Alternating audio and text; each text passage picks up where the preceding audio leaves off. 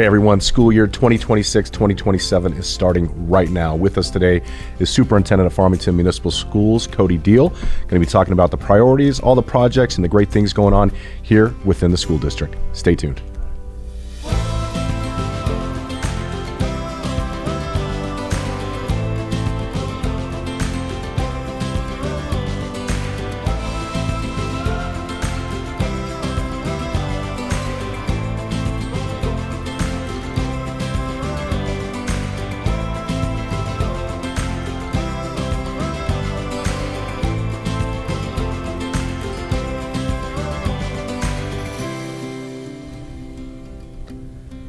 Hey everyone, welcome to the Mayor's Table. With me today is Farmington Municipal Schools Superintendent, Mr. Cody Diehl. Cody, thanks for joining us. Absolutely. Pleasure. It seems like I was just here. It goes that fast. It feels like that. I mean, it's already August. 2026, 2027 school year is right upon us. I love doing this show with you, though, to kind of set things up for kind of the state of Farmington Municipal Schools and what we're looking forward to over the next, 8 months, 9 months. A lot of things going on, a lot of changes, a lot of cool things happening. It's exciting times, and thanks for having us again. And yeah, our teachers came back today or coming back today. And so, they've been in and out all summer working on stuff, select groups of teachers that want to. We had summer school, but it is exciting. And we like to say that we're creating systems so there's not so much change over and over every year, but we're getting closer. But you're right, exciting things happening. Well, you're coming into your 5th year now as superintendent, so congratulations. Yes, thank you. Yeah, half a decade. Yeah, a lot of things have happened obviously within the home office component, within the admin area.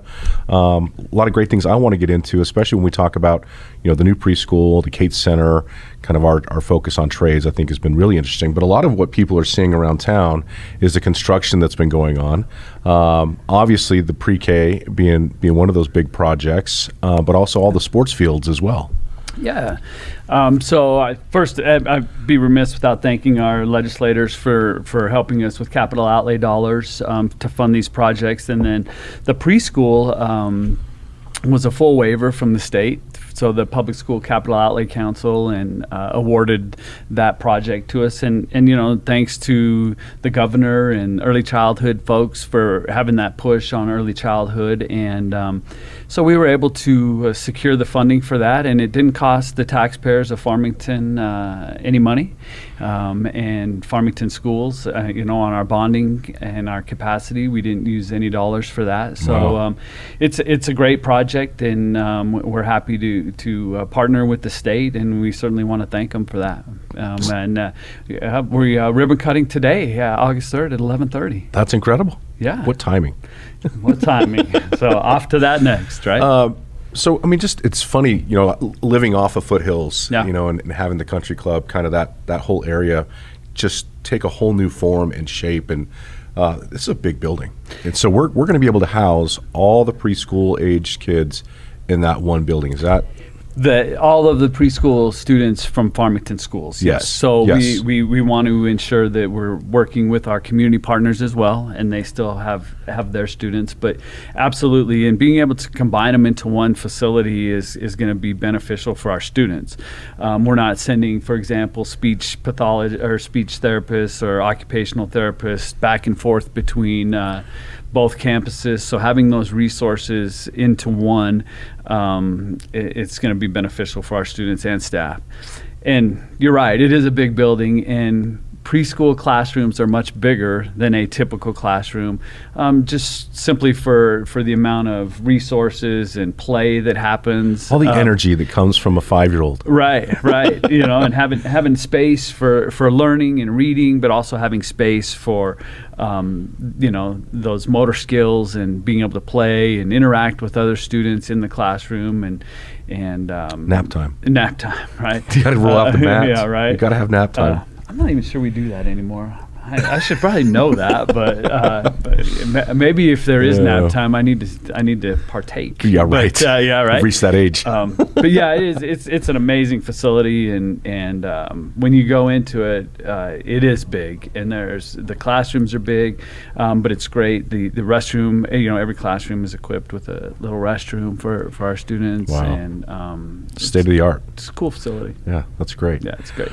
So with some of these projects and stuff, but let's talk about some priorities. What are some priorities for this next school year for you guys? In terms of projects, or just in general? Just in general, just kind of the overview. What's kind of the layout? I mean, obviously, student outcomes is the focus, and I want to, we've had this push for the ever since and probably even before becoming the superintendent of, every kid deserves a rigorous experience, grade level experience, and so we've said we want 85% of our students to be a grade level, and that's a lofty goal. And I think I want to commend our school board for setting some 3-year achievement goals to get to 85%. That's a long range goal, and so. Our school board has set, incremental goals across the next 3 years, so I'm excited about that. So, for example, in reading, our reading proficiency is 39%, and they've set a goal by the end of the spring of 29. They want it to be at 55%. So, in increments of 5%, and it's doable. So the focus is always student outcomes, right? And we want to prepare our students for whether it's the next grade or our high school students for the next chapter of their lives, whatever it is that they choose to do. So we are going to double down on our elementary reading initiative at the secondary levels, creating benchmark assessments, that are consistent across all of our schools.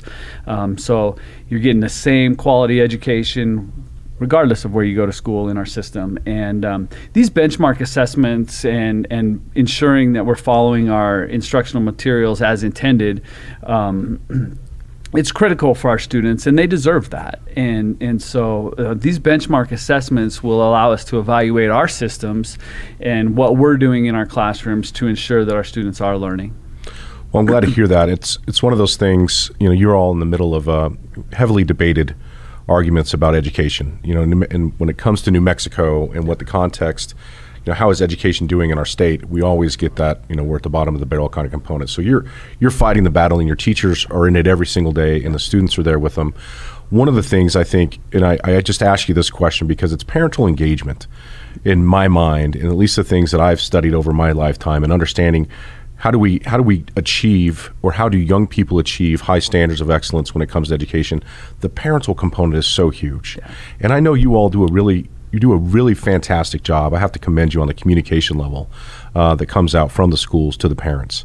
And you can get it through email, you can get it through text, you're going to get it through a phone call, but there's no lack of communication going on. Are you seeing any results from that effort? Because that's really the last couple of years that we've seen a much heavier involvement on that end. Yeah, I think we do. We have 5 schools that are community schools, and one of the pillars of that is family engagement and community engagement. And a couple other things that we've done across our district is we extended our teacher contracts by 2 days, 15 hours, for nighttime activities or community engagement, bringing the parents in to partner with us.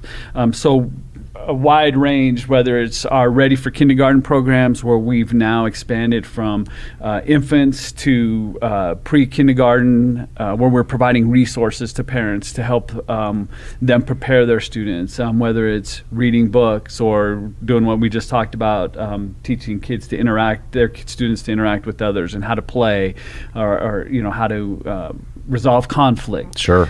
So yes, I've seen parents, we have probably a list of 500 volunteers, parent volunteers that, and I don't remember the number, but we appreciate our parents coming in and supporting our teachers, especially at the elementary level. Yeah. Our secondary students don't want their parents in school, right? No. But at the elementary level, come one, come all, come help us with reading groups, interventions.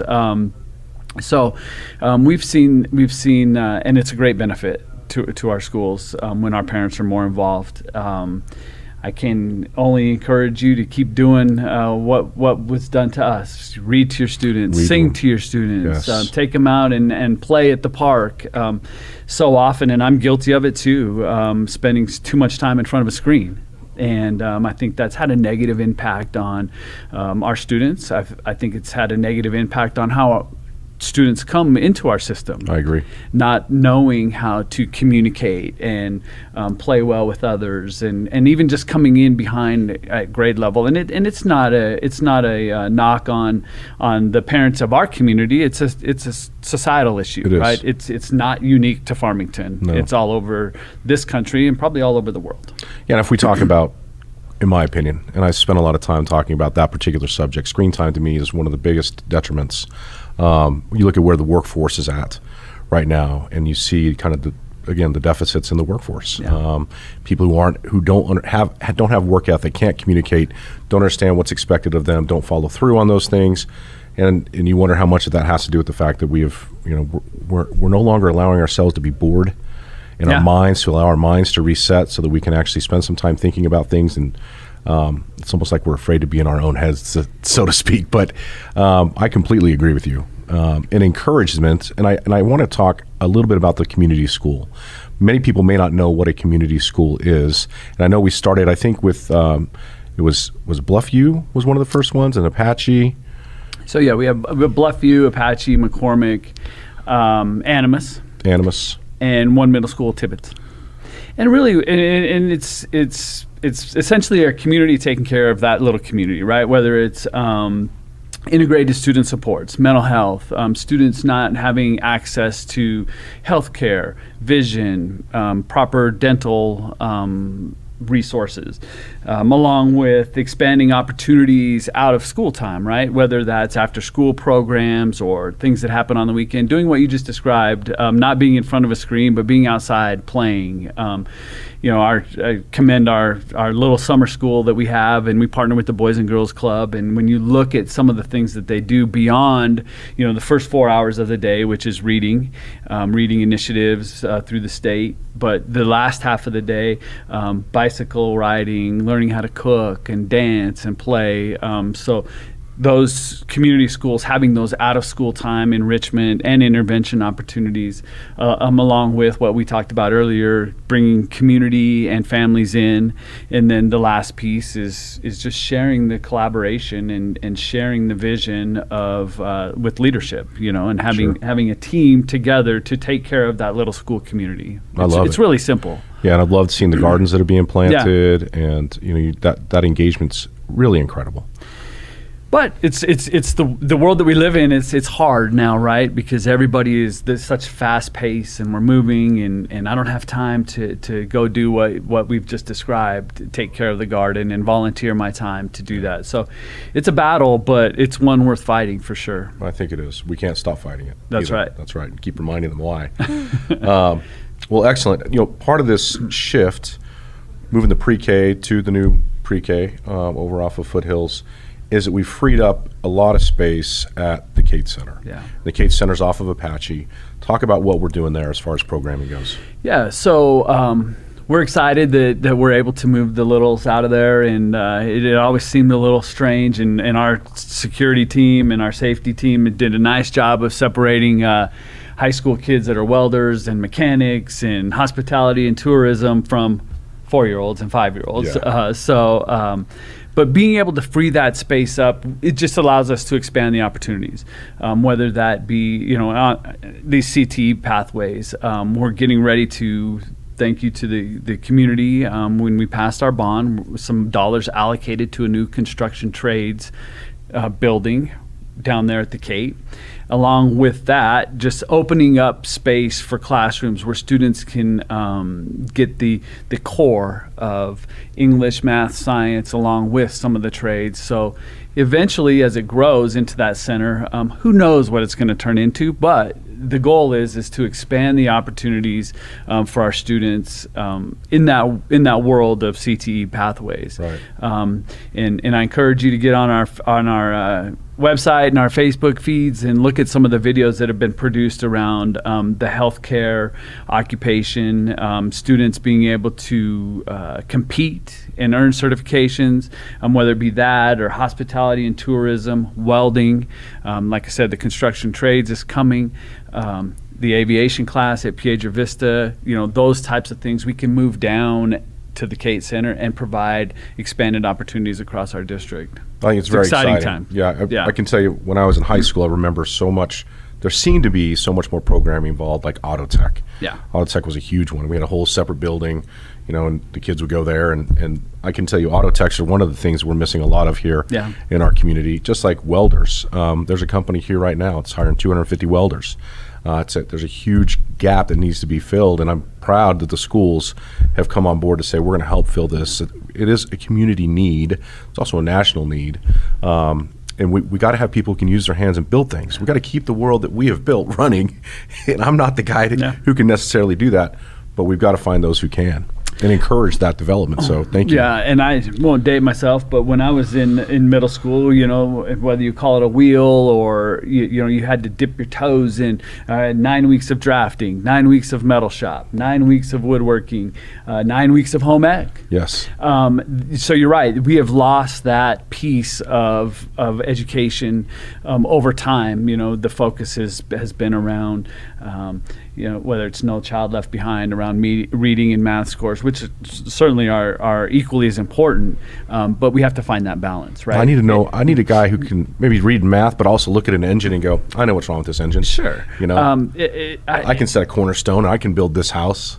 How about change a tire? I can change a tire. How about change your oil? But they've made it so hard to change your own oil, right? Right. It used to be very simple. Very easy. When we were younger. Yep. But yeah, those opportunities are huge. And just to be able to provide that to our students, it's exciting. I mean, I have two boys that, they're getting ready to turn 26 in a week. And wow, I can't believe that. Yeah, it's crazy. Oh my gosh. How fast it goes. And they missed out on a lot.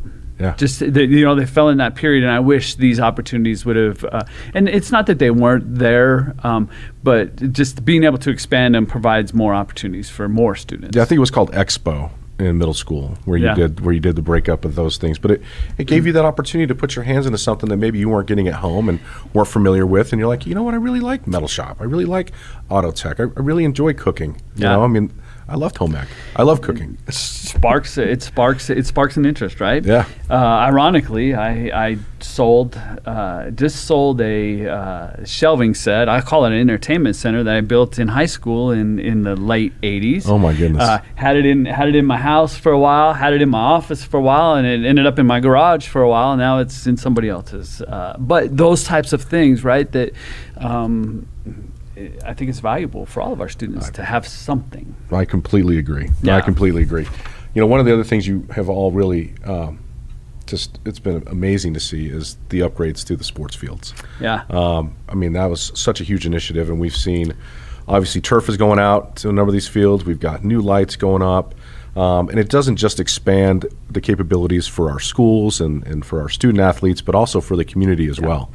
Well, and just lights alone allows for, so over the course of the last couple of years, and Mayor, I don't want to put you on the spot, but I remember probably about 3 or 4 years ago, I got a phone call from you on a Saturday saying, we need some bleachers up here at Piedra Vista High School for these lower level football games. And I said, I remember that call. I said, Mr. Duckett, you are 100% correct. But so this started a long time ago with the bleachers and now lights. It provides more time, whether that be for the football team or even the marching band. Sure. When they have their contests, it's on a football field, and they use the lines to do their formations and all that, and it just provides a better opportunity for our kids. But you're right, the lights at the soccer field now at Piedra Vista, it allows for teams, community teams, to practice and play as well.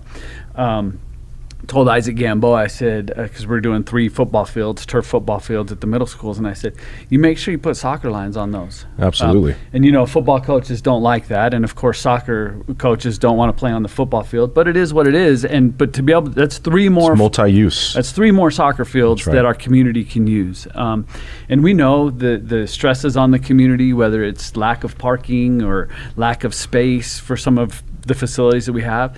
This expands and supports our community. Soccer's a big deal in our community, and we want to help. And you know what? All of those students or all those young kids are our students, and they're going to eventually be ours. So let's open up our fields to them.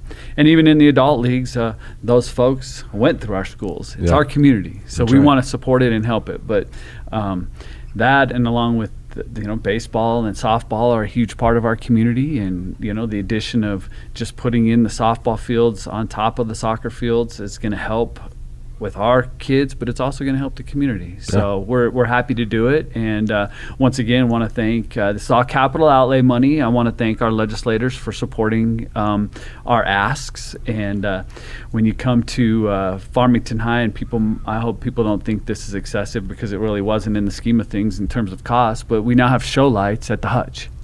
I can't wait to see that. Yeah, right. By the way. When we kicked off the lights before, it would take 20-30 minutes for them to warm back up, right? And now it's a click of a button. It's an app, and we can make them flicker to music and all that stuff. So it's going to add a great component to home games. Well, and for those teams. You and I have talked about that, and having the right announcer and having the right atmosphere for those kids. It's going to be fun. I have a passion for youth sports. I think it's one of those institutions that really helps develop young people in ways that you can't find in other areas, between the life skills and teamwork and accountability, and what is the role that I play on coaching. I like to use that term, be coachable. Even as an adult, I like to be coachable. I don't know all the things all the time. I like to listen to people who are kind of that mentor capacity, but you got to be able to listen first and then seek to understand before you can be understood. And I think youth sports is dynamic in that way. And certainly the kids that I've coached, it was so great this year, Cody. I'll just share this with you, to be at the Wally D Foundation Sports Banquet and just to see the number of players, student athletes who were there that night that I had a hand in coaching. Like, it's a very emotional thing to be called a coach in my mind. Like, it's something that you will always remember. And so I encourage people. I've encouraged folks, when we talk about volunteering, the opportunities that exist within youth sports to get out there. And really, it's not just youth sports, but I, again, have a passion for it. Get involved with these students. Give them a piece of your passion. Let them show you what you believe in, why you believe in it, and encourage their development. I grew up in a gym. My dad was an educator for 43 years, and we grew up in a gym and on a field. And it's sometimes we lose what athletics are about. It's about wins and losses. It's about the next level. It's about getting to the next level. No, it's not. Right. It's about all the things that you described: teamwork, communication, learning how to fail, learning how to succeed, learning how to cope. It teaches so many life lessons, and it's not just athletics, obviously, but it's being part of our clubs and activities, music, fine arts. All of those things teach great lessons, life lessons. Discipline. That's the part. Just even watching my son and how disciplined he is about his workouts and his physical and development to play sports. And I just wish he'd carry through in some other areas, like cleaning his room or those kind of things. But but it's great. That is such a core component. When we talk about workforce and we talk about kids, the kids that I've seen that have come out of this class that I know are going into the trades, I know that they've been a part of these programs that have helped develop them, and they're going to be successful in their life. I truly believe it. And sports has helped them get there. The coaches have helped them get there. Yeah, and it does take a lot of discipline and just showing up, right? Yeah. And it's kind of sad that we live in a world now that if all you have to do is show up, that's a good thing. Yeah, but it's sad that that's what it takes anymore. Is that's the first quality that we look for. Right. Whereas 30 years ago, you were fighting for that job. Fighting for jobs. Absolutely. So we're excited about the opportunities, and I know we can always get better, and we strive to do that every single day and provide more opportunities. Well, man, that was a huge step forward. Yeah, it truly was, and I commend you all for taking that path and I'm excited to see what this next year holds. It was long overdue, and we're excited as well. And a couple other things that I want to highlight about facilities, and you see it around town a lot. Is the security updates, safety updates around our campuses, and even if it's fencing. And I want people to know that this fencing that we're putting up is really to protect our students during the day. We want to keep our playgrounds open for our communities on the nights and weekends, and sometimes we close them at times because there's been vandalism or things like that. But these monies, I want people to know we're not taking the money out of our classrooms. These are earmarked specifically for capital outlay projects, the fencing projects that we're doing. We're through legislation, through Senate Bill 505 and House Bill 450, and they're categorical for school safety and for CTE programs. So I think it's important that people know that when they see these projects happening around our community. Like I said, they're categorical, and we're not cutting teachers, and we're not skimping on instructional materials for these facilities. It's money that's earmarked for them, and we have to spend it on that. Well, I think there's some future projects coming up too, but I don't want to get into that. We can get into that next year maybe, but there's going to be some things coming down the road, as rumor has it, for some of the redevelopment of other schools that we have. And there's not much to really say at this point, except we are along the process. And I think a couple weeks ago, Mr. Gamboa and team went down to the Public School Facility Authority, and we're on the next phase of the rebuild of Heights Middle School and Mesa Verde Elementary. So we can leave it at that. We can leave it at that. Well, that's going to be exciting. It's going to be good stuff. First day of school is upon us, August 10th. 1 week. Everybody's going to be coming back. You said preschool, I think, is August 12th. That's right. Teachers are back in class as of today. Kind of any tips you want to provide for parents for the first day of school? I mean, it's always a madhouse out there. It is a madhouse. And most importantly, our doors are always open, and if there's questions, concerns, please reach out to the school that you're attending. But all the things that we know of that are important: good night's sleep, being rested, and being ready. We provide good meals. Take advantage of them.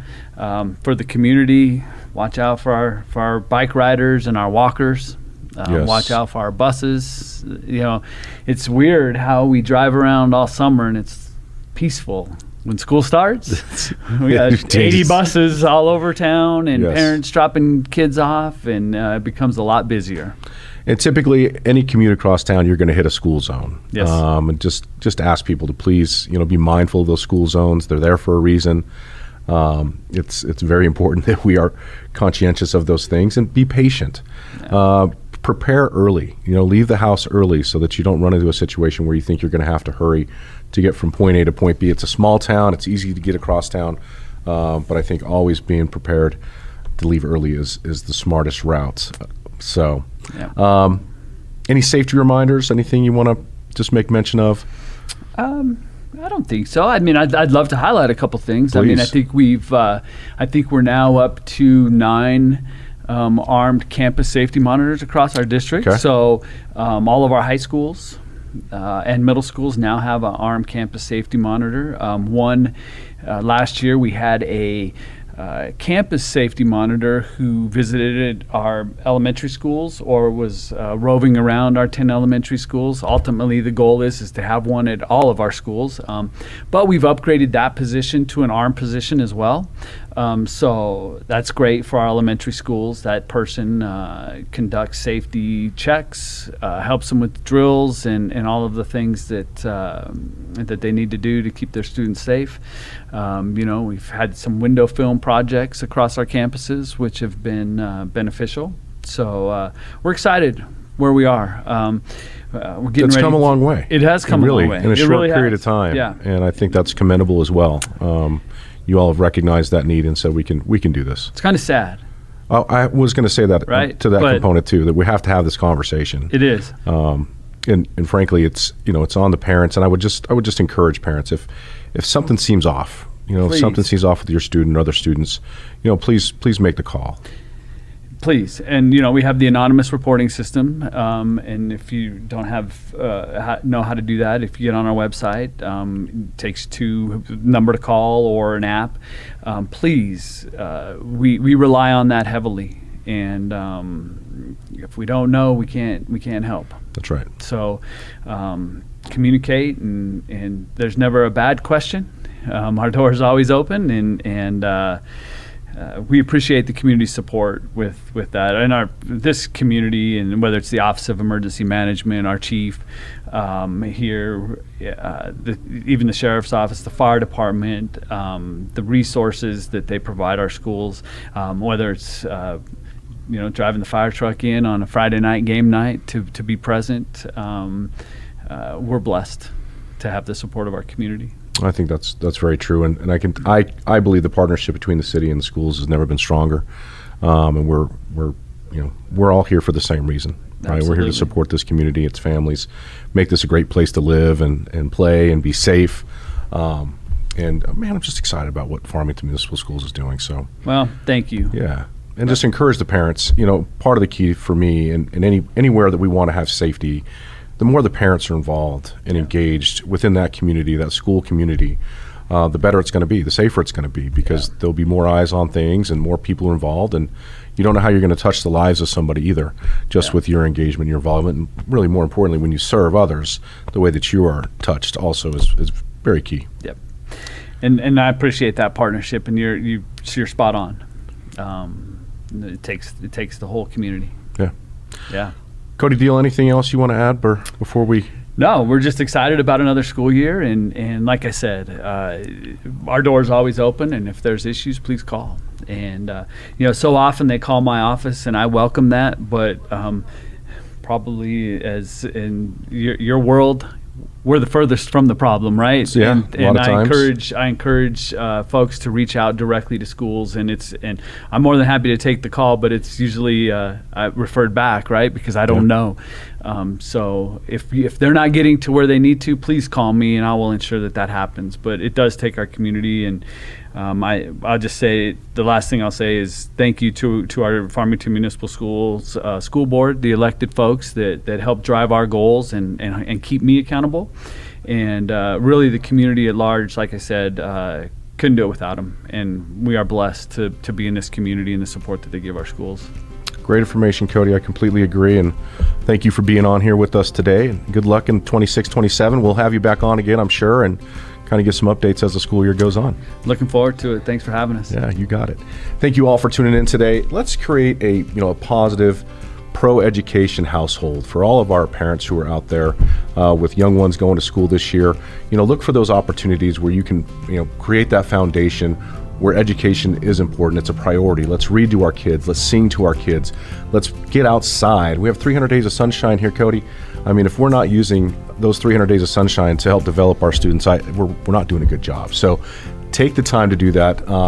We're blessed to live in this community. We're thankful for your support and your continued partnership with the schools and with the city of Farmington. And we will see you here next time on the Mayor's Table.